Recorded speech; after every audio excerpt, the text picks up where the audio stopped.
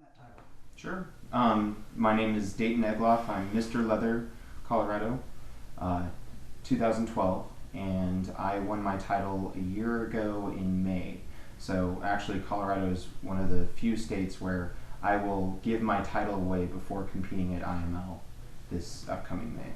Oh, interesting. Okay. So what we're going to do is we're just going to go through a couple questions. Go ahead and answer it any way that you want to, and they're going to be a little bit thought-provoking, everything else, but that's okay, right? Sure. All right. So what does leather mean to you? It's a lifestyle. It's a community. It's a bringing together of people, male, female, and genders in between. So, what brings you here? Why are you interested in this documentary? I would like to contribute to leather history and kind of make my footsteps known as well to carry on leather. So, what does leather mean to you? So leather is a community. It's a lifestyle. It's a bringing together of people who share similar interests and are extremely passionate about those interests. So, did you fit leather, or do you think that leather fits you? That's an interesting question, and there's been a lot of discrepancy because I didn't used to be into leather, and it's only the last 2 years that I really branched out in kink and fetish, and so I'm fairly new, but I like to think that I fit leather. So you're new. So, what was your first leather experience? Well, my first leather experience actually was back when I was 12 and 13, and we had dial-up internet, and I used to download porn, Tom of Finland actually, and I didn't know the significance at the time, and I had no idea who he was, and I just liked the pictures themselves. So, I guess what was your first fetish material, non-internet related? I would say I've always had a foot fetish. I've always loved feet, sneakers, just athleticism in general, basketball shorts, pads, gear. Okay. And so, how did that shape your perception in life? It's interesting. I've always really been open-minded, but you really have to be more so getting into leather, kink, and fetish because people will tell you things that they're into that you may not be into, but you have to accept them for that just as they have to accept you.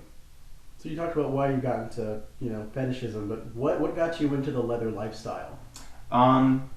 Really, just the community and the amount of passion and people who are trying to fight to keep something alive. And it's really that drew me to the community at all. So, when you think about leather, does that incorporate BDSM? Not necessarily. It's often associated as one and the same anymore, but at one point in time they didn't really have anything to do with one another. And it's just kind of grown closer together, in my opinion. Do you like BDSM? Yes, love it. Well, what does it mean to you? What do you like about it? I love the energy, the rush, the adrenaline, the testosterone, the sweat, the smell, the taste, the feeling of really connecting with someone on such a deep level, be it having them tied down or spanking someone, making someone cry, but then at the same time growing closer together and being there for them afterwards when you can put it all aside and just be each other. So, which role do you prefer, the sadistic side or the masochistic? I'm a sadist. Okay, why? I love inflicting pain on people, and that sounds really funny, but it's true, and it's something that, as I said, the adrenaline rush and all the feelings that you get when someone is receiving pain on the other end, and I know that I'm the cause of that. in a very consensual manner, of course, it's very satisfying for me. Some people keep this as, you know, a more discreet part of their lives. How do you think society would perceive, you know, your kink desires if you were open with it, or are you not open with it? I am. I'm extremely open with it. More so than some people are comfortable with. But at the same time, I've gotten a lot of compliments for that, for being so open about the things that I'm into. And I think society will look upon it as something different, and every time they do, you know, they're very scared of anything that's different. So I mean, I can't blame them for not embracing it wholeheartedly overnight. It's something that as a society, you know, with 50 Shades of Grey coming out and making such a huge deal of things, I think people are becoming more open-minded. So it won't be long before, you know, maybe we'll be the next Europe where it's just a part of life. On that note, how should society, you know, change its perspective? I don't know that they should. We've come a long way already. The fact that, you know, gay marriage is now legal in however many states, but just those changes and the changes that we've made, the changes that we're making, and the changes that we'll continue to make will change society. And how have you worked to change it? What have you done? I've tried to be as open and honest as I can be about everything, and I'm more than willing to answer questions of any individual who has, you know, even the minor curiosity to know a little bit more about what I do, and more importantly, a little bit more about themselves. So, how does being sadistic affect your life outside of the BDSM world? It doesn't really coincide. It's kind of a mood, you know, just like being in the mood for sex. I'm not always in the mood to, you know, hurt someone or spank someone or whatever the case may be. It's a mood. So tell me about what the leather community means to you. Sure. So my title is a gay title specifically. However, we do a lot with the heterosexual lifestyle, and then, you know, every lifestyle in between. And seeing so many people together in the same area, in the same room, in the same play space that share these similar interests, you can't help but feel a bond, a camaraderie, if you will, between you and people that you don't know, but like I said, you share those similar interests. Do you think that we need to have a community? You know, there are so many different interests that people have in kink or BDSM or leather. Do we actually need to have, you know, this congregation of like-minded folks? Sure. I think it happens naturally, just as with anything. You know, sports, for example. Football, people who are into football are going to congregate at bars and drink beer and watch football games. So people who love leather and kink will congregate at leather bars or play spaces or what you have. And how does that affect the community? Being able to congregate?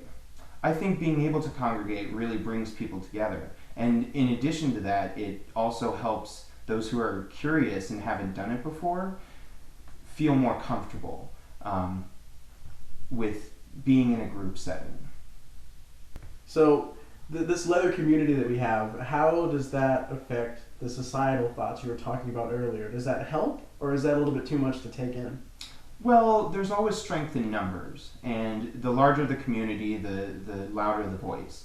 And I don't really think we're fighting for acceptance, per se, because we're going to do it no matter what. And, you know, whether it's public knowledge or not, you know, it may not make any difference for some people.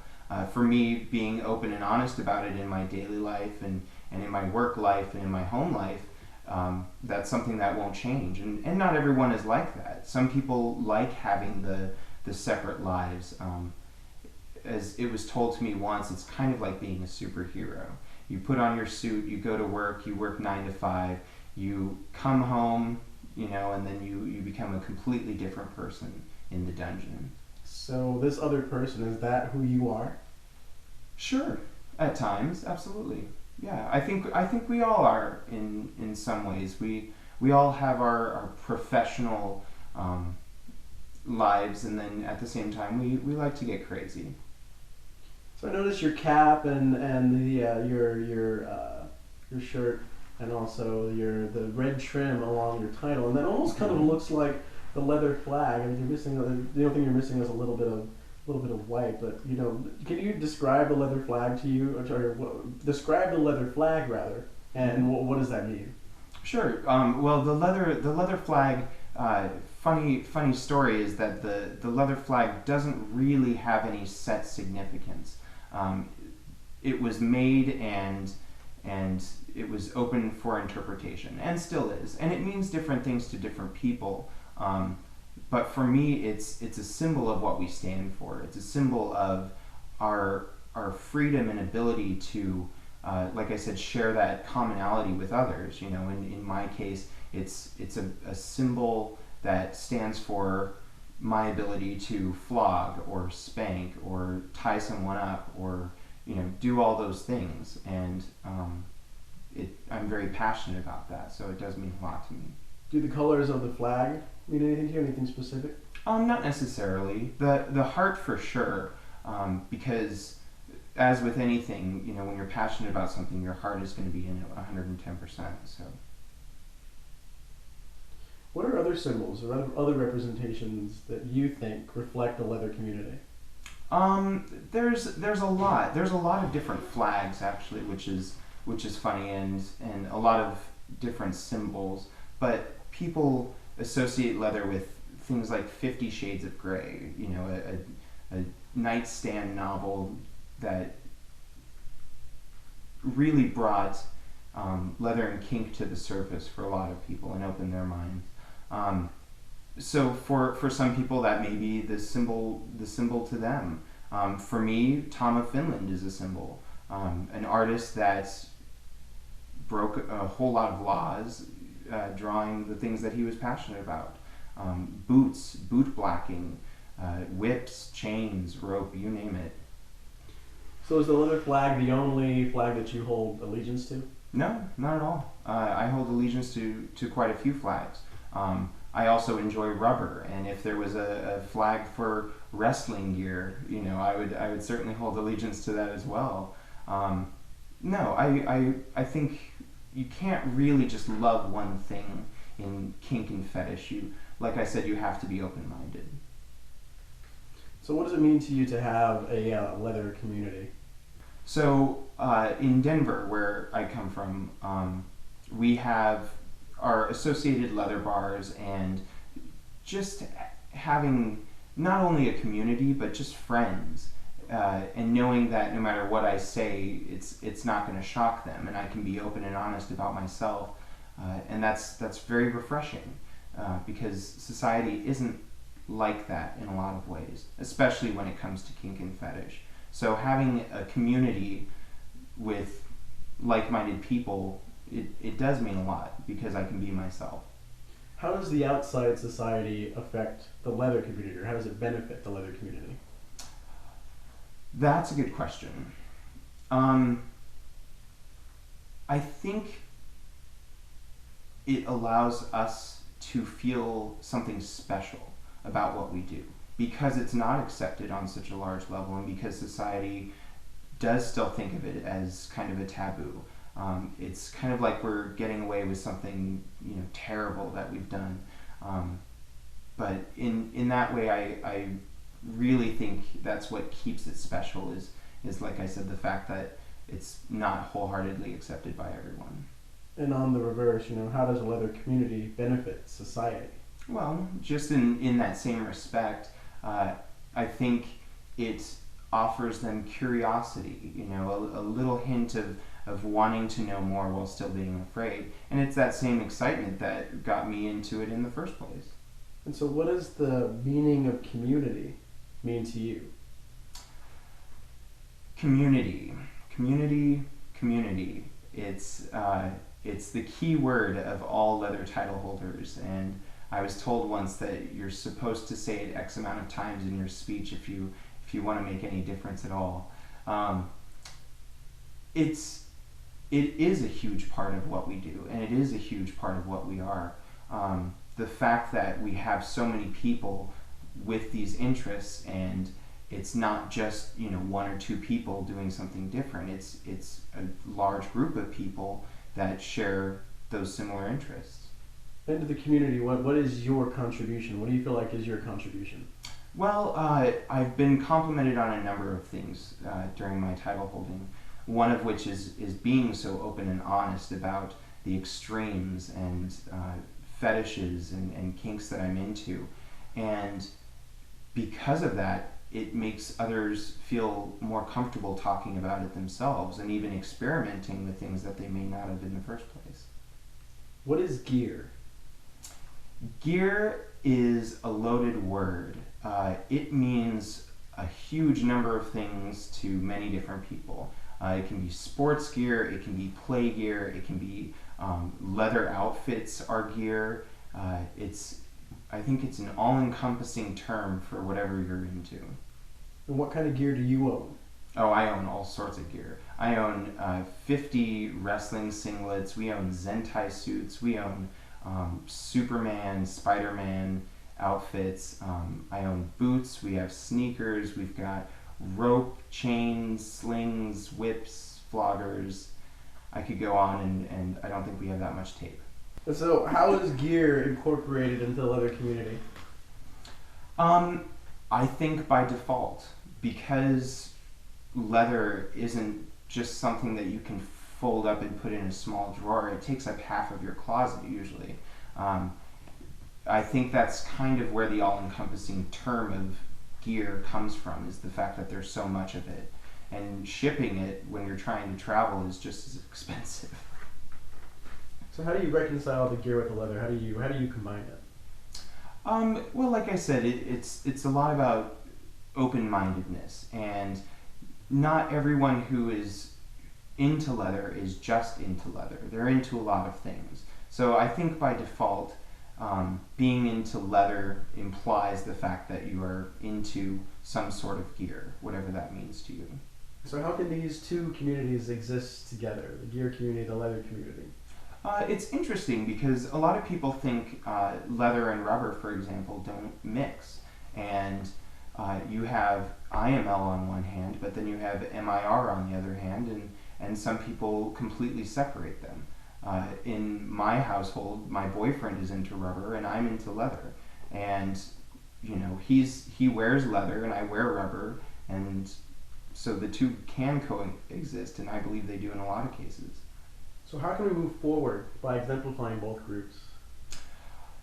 I think just doing what we do, carrying on, but at the same time being there for someone who wants to try something new, who wants to explore something within them that has sparked curiosity to, do something a little bit out of their comfort zone.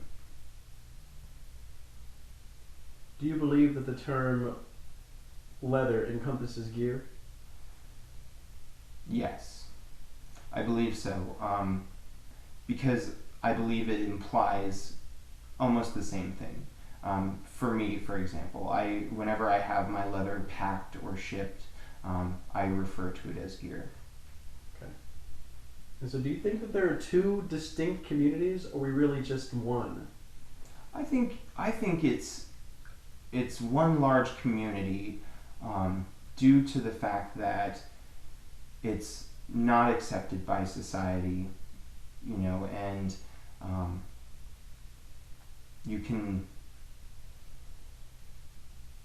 find people who are into the same thing as you and be comfortable with that.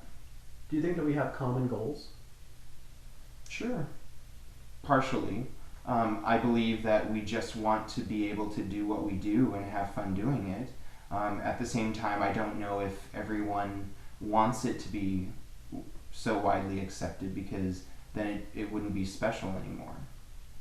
So how can we work together to create, a better world for all Kingsters? I think just being open and honest about it.